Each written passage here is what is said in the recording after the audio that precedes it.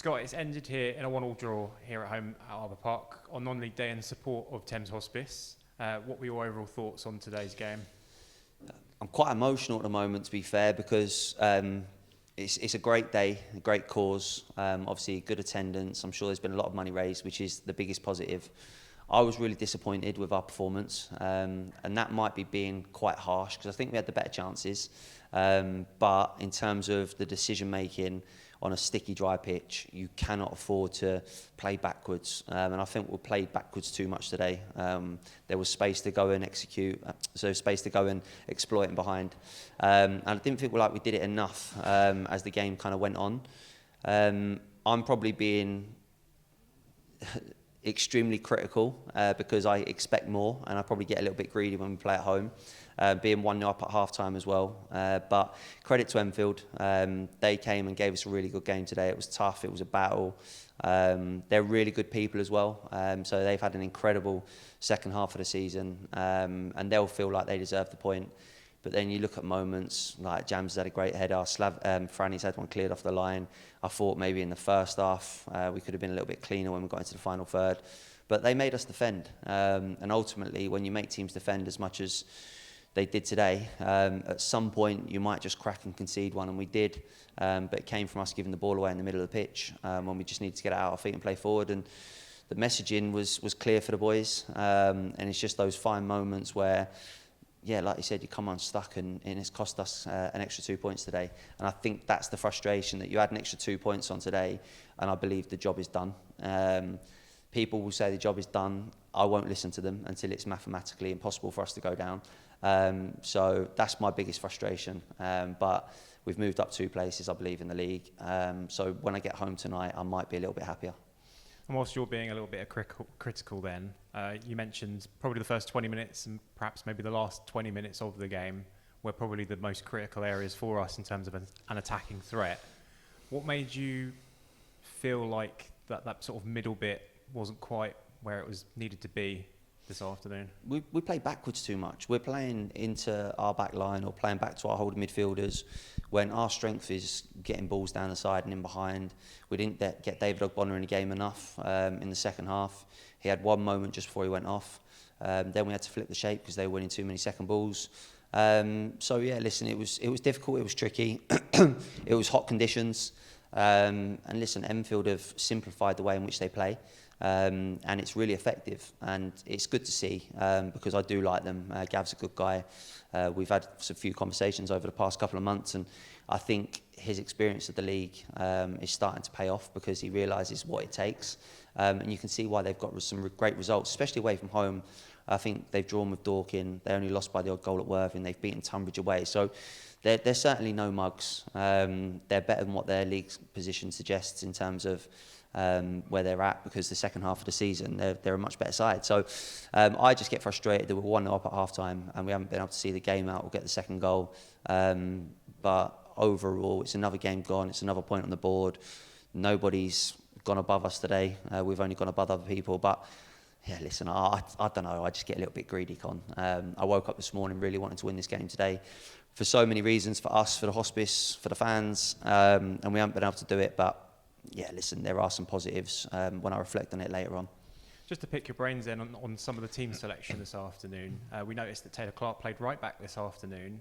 Is that just a tactical change, or was there an issue with Josh Chapman this afternoon? Yeah, it's an interesting one. We know that Josh might make a decision in terms of in the next few weeks, in terms of what he does. So we need to have a look at players for next season. We need to have a look at personnel. And it was just a bit of a tactical one. We wanted to try and play Gilbs in the middle of the pitch because of his energy and his pressing. And I thought Gilbs at times today was really good. So next week, I'm sure Josh will come back in. We'll probably look to flip and rotate it in the next few weeks and give some game time to different people. We need to get Odie probably up and running and see where he's at. So, yeah, listen, it was just a tactical one.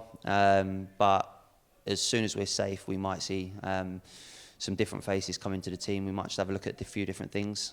So that's kind of where we're at.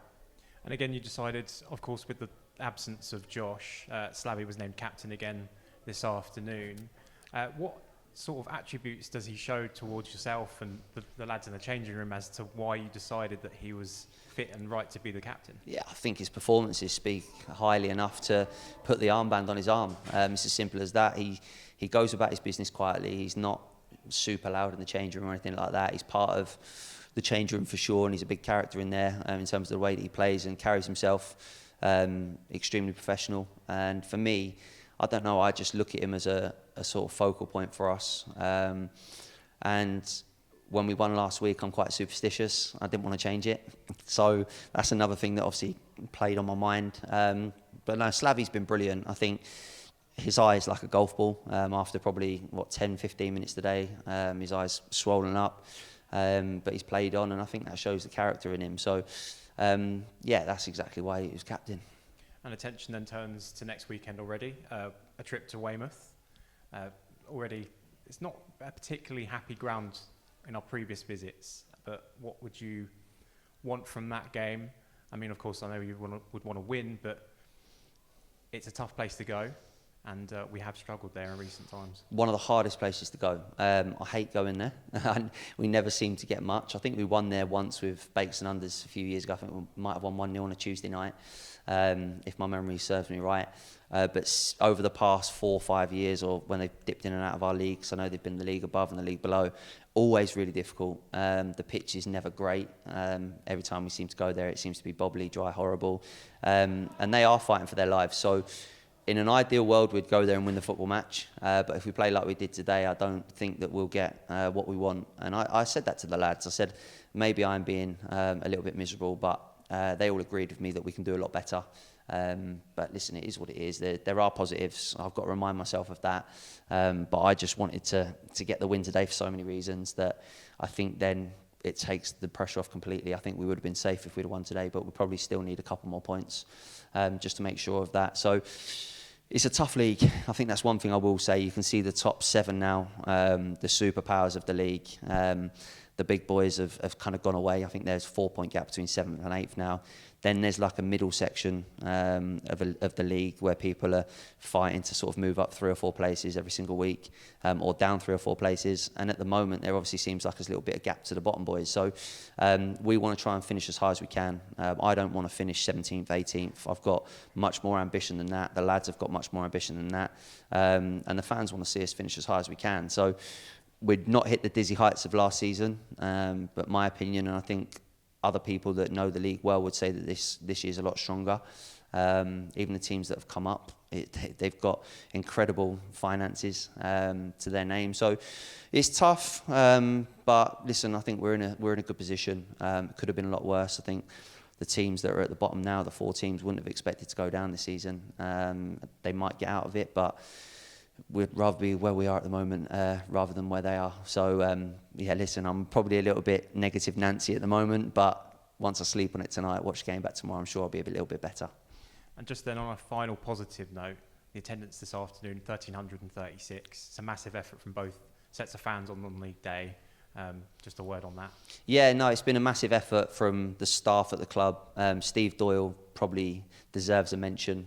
He's done a lot of work with the hospice. I don't know what his job title is exactly, but it's like marketing, commercial, this, that and the other manager.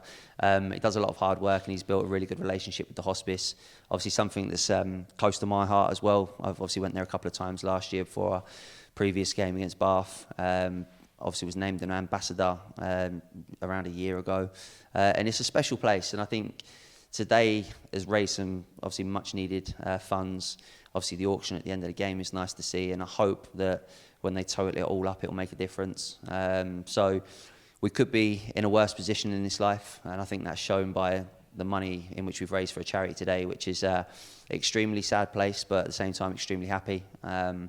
I learnt a lot, like I said last year, that day from popping in there and just seeing what goes on, and it puts things into perspective. So for all the sort of doom and gloom with the result today, it's not actually that bad. Thank you for your thoughts, Scott, and we will see you away at Weymouth next Saturday. Cheers, Con. Thank you.